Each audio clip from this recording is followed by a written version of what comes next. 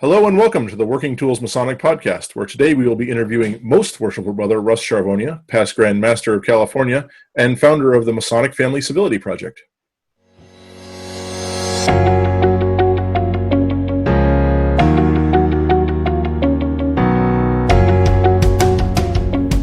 Ladies and gentlemen, brethren all, welcome to the Working Tools Podcast, a casual conversation around Freemasonry.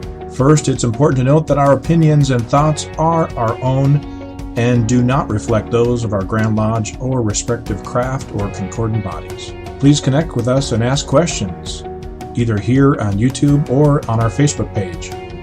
We'd also appreciate a thumbs up and especially any comments on our videos.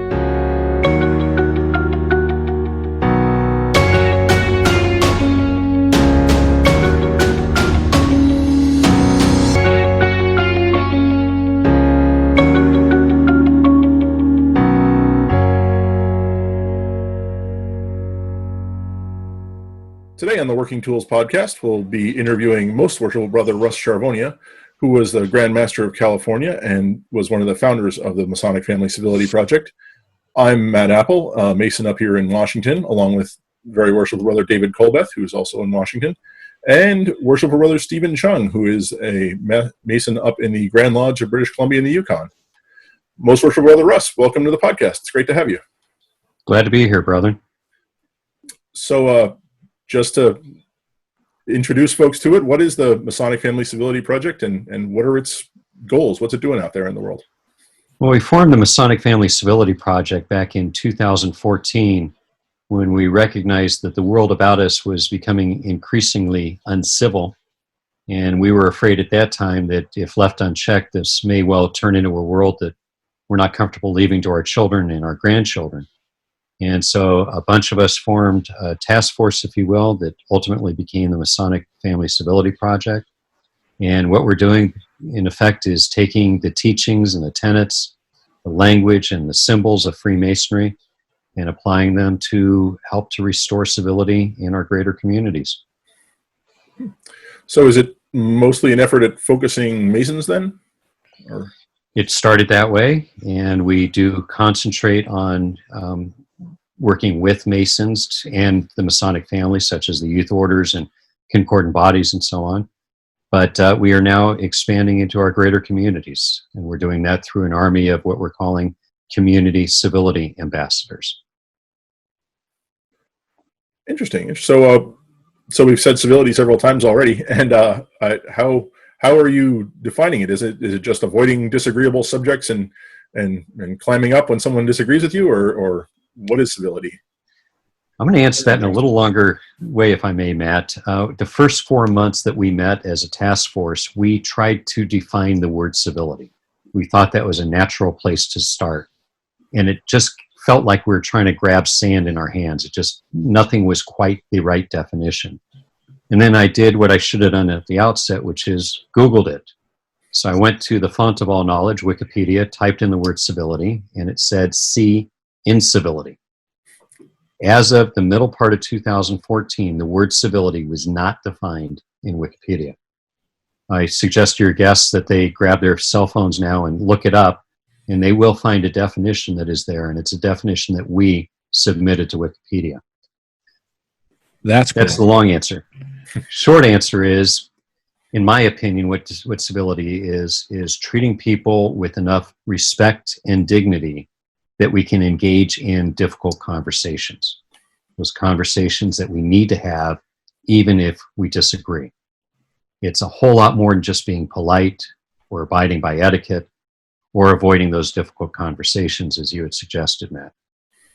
But I also think you can have a civil relationship with somebody that doesn't treat you with at least a basic level of dignity and respect. You mentioned Civility Ambassadors. How does that work? What does that look like? We started this, we kind of beta tested it, if you will, within the family of Freemasonry, where we train people on how to train other people on being more civil, giving them the tools and techniques and so on to engage in these difficult conversations. And we have Masonic Civility Ambassadors across the globe. They're in Mexico and Canada and Serbia and Israel and just all over the place. And we've learned a lot from it. It hasn't been quite as successful as I would have hoped, but we have learned a lot, and we do have some successes with it. So now we're to the point where we want to engage just our general community members who want to improve their world. And so we'll, again, using the Masonic values and tools and language and so on, but not in the name of Masonry. While we as Masons are heading this effort up, we're not doing this in the name of Masonry. We're doing it because we are Masons and because it's the right thing to do. In short, if we don't start to turn the tide, I don't know any other group that's going to pick up the mantle and run with it. I was looking at the website, Russ, with the implements that you've used for the logo for Civility. Are they in any particular order, or just happen to be the ones that kind of matched the letters? That's pretty cool. Well, since Worshipful Steve is from British Columbia, I'll give him some cred here. This was actually designed by a Canadian brother, Brother Wilson Beckett out of British Columbia. And I was up there speaking several years ago, and he presented that to me, and my mouth just dropped. I mean, it is, to me, such a phenomenal symbol. No, it's the symbol, it's the tools that worked, but if you dissect every tool that's in that logo, you will see how it talks about treating people with dignity and respect. In 2014, was that the year that Conference Grand Masters was in Vancouver? Actually, no, it was in Baltimore that year. Okay. It was in Vancouver later, 2 years later, as I recall. Okay. I think that's where I first heard about the Civility Project. I happened to be deputy at the time, and it was so close to Vancouver. I was able to go up and visit, and that's where I met you the first time, I believe. And then I met you as well again when you came to our annual communication in Pasco, I think it was. That was exactly. A good time. But it's such an amazing project and an amazing idea. And the idea that it's crazy that the word incivility was the only one that was defined and not actual civility. And in these times too, incivility is a problem, or can be a problem. There's a lot of unrest and things happening. I would imagine that some of the exercises I've gone through with the Civility Project, where you are sitting like one-on-one or in a small group, how do you think you could apply it to a bigger audience, a bigger group potentially? Is it something that you need to have a plant or a seed, so to speak, or the ambassador like you're talking about, or how could it apply? Well, what you experienced, Dave, is this civil dialogue exercise where we have 5 people sitting in a horseshoe, and we have people that strongly agree and others that strongly disagree with this statement, the divisive statement. And this was actually developed by the folks out of the Arizona State University Hugh Downs School of Human Communication.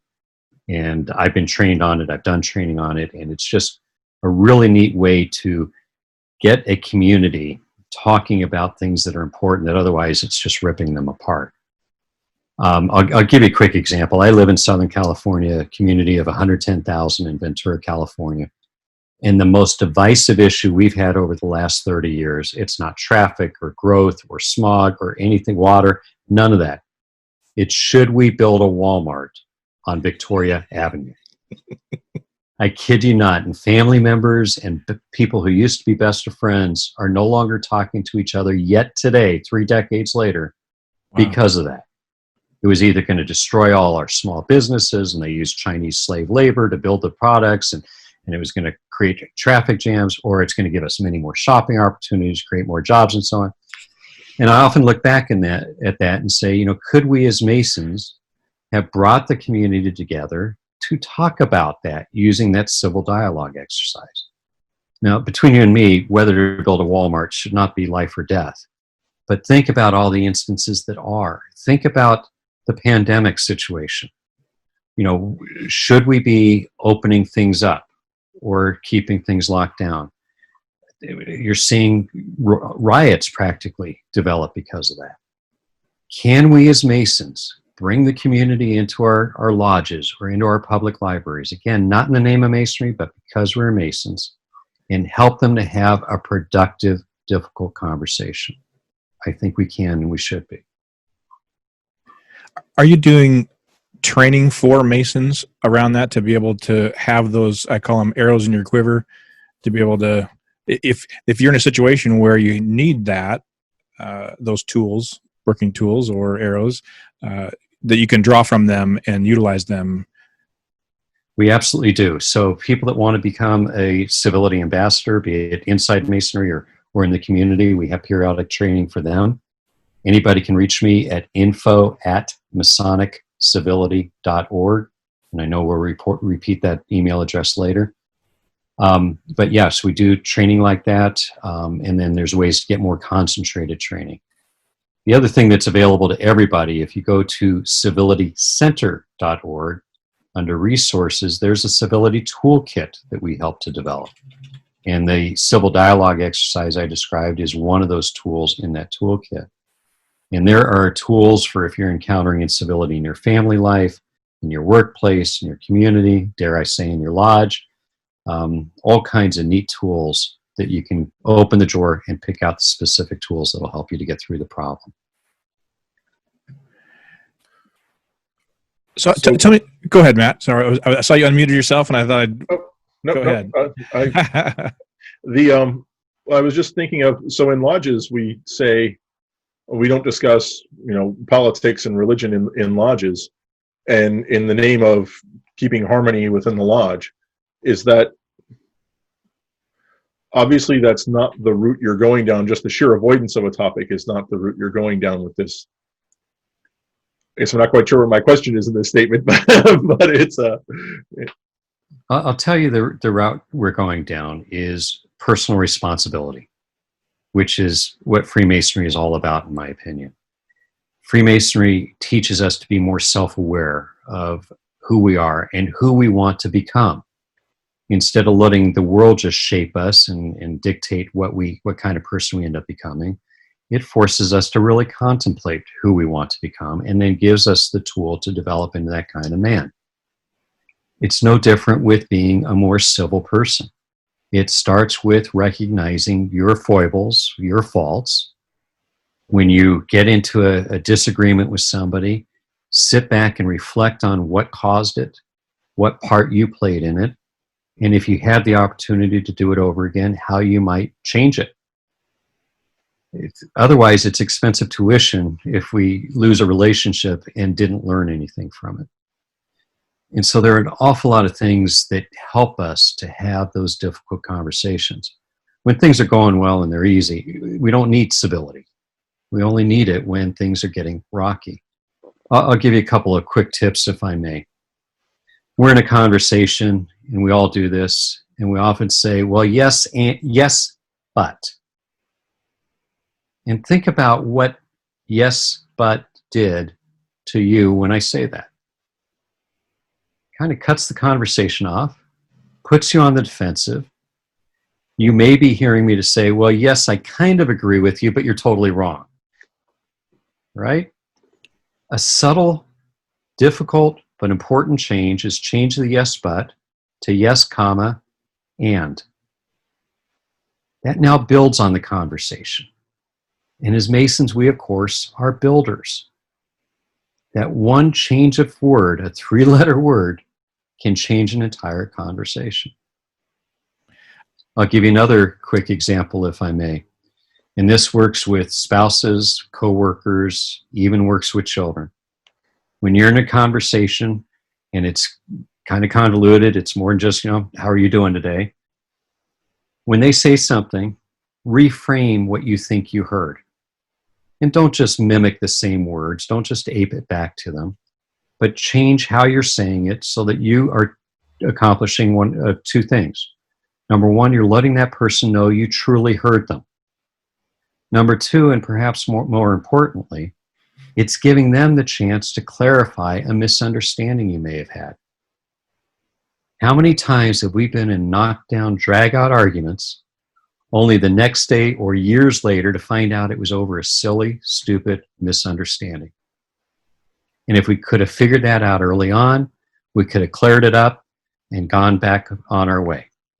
So reframing what we think we heard helps to prevent a lot of incivility from occurring. So what you're saying is that we should use our personal responsibility and this tool of reiterating the conversation up to that point in order to advance the cause of civility. That's exactly right. Exactly right. Well, I can totally see how that avoids confusion.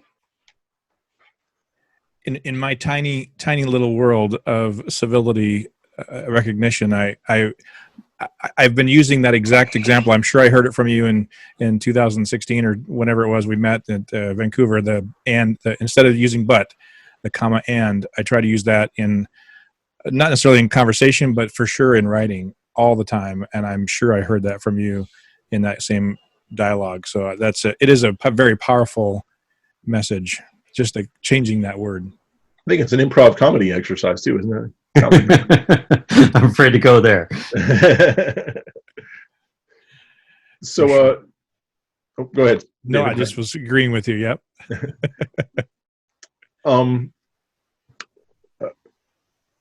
So we already established the connection to British Columbia.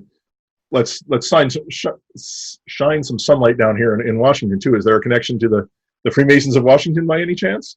There's a big connection. There's a big connection between me personally and the civility effort with the incredible brethren of Washington State. It's really interesting to me that this effort really has taken off in the western part of North America, more so than other parts. And I could probably sit down and analyze it and still be wrong, but the Brethren of Washington, including Most Worshipful Sam Roberts and many others, have embraced this effort from the outset. They've been key players as we've developed this. This is by no means the Russ show. I just kind of write herd on the fellas, and it's amazing the work that we have accomplished in what amounts to about 6 years. I know we just had Brother Ken Gibson on, and I was just talking with him off the show a few days ago, and he was talking about the Civility Project as well, and how Washington Masonic Charities is trying to do some things with civility. I love Brother Ken and Amy and their kids, and Washington Masonic Charities has helped us, frankly, to get to the point where we could now have our own nonprofit, the Worldwide Civility Council. But for Masonic Charities serving as the incubator for that, we wouldn't be where we are today. So I'm incredibly grateful to Brother Ken as well. Yeah, and then Most Worshipful Brother Birch, I've heard him mention the Civility Project several times over the last couple of years, and he's spoken very highly of it, and he's a big advocate of it. So that's also nice to see that it's spread further up here into Canada, right? So. Yep, the British Columbia folks, Most Worshipful Stutt and Durrell and Barry and so on. And if I'm going to use other names in vain, I'll use Brother Mendoza's name in vain as well.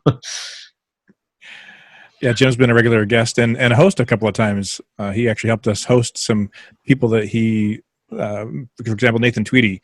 Actually, Nathan was a guest. They just had their lodge, Frank S. Land Lodge, just had a virtual table lodge last Friday.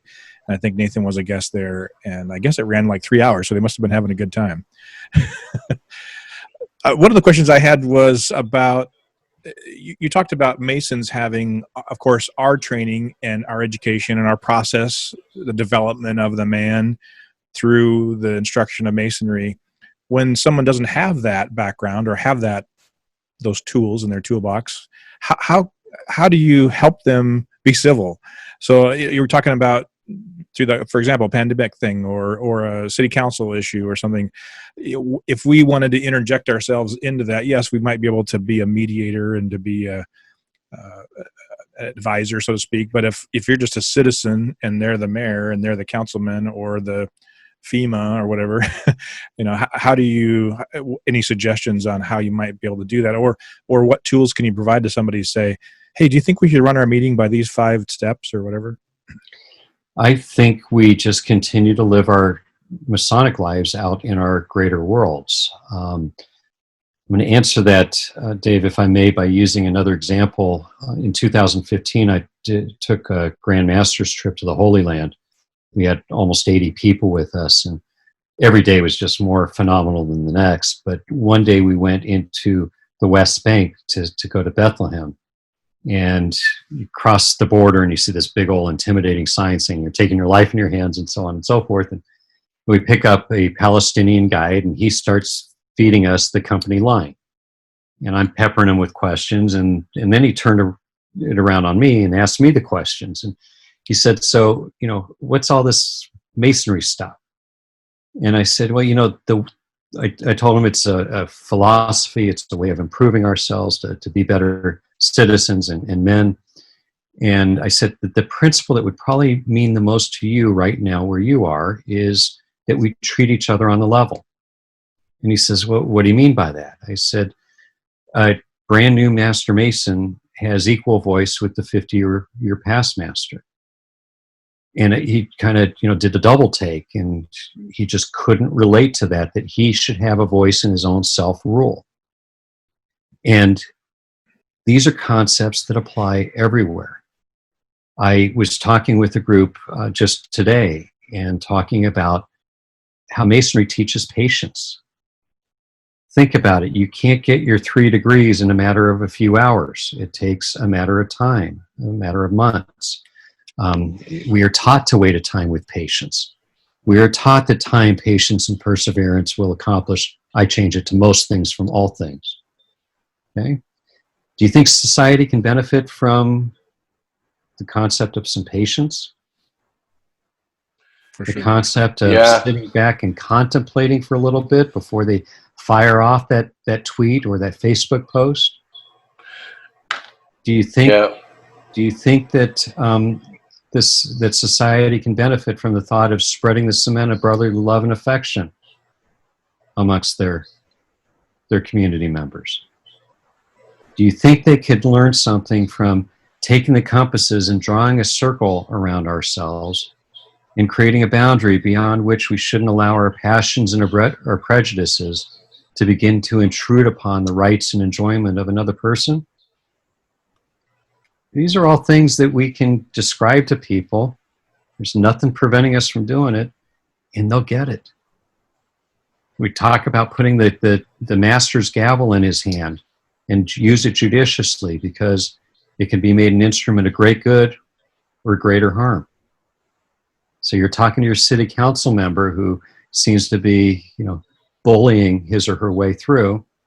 You can find that way to share it with them.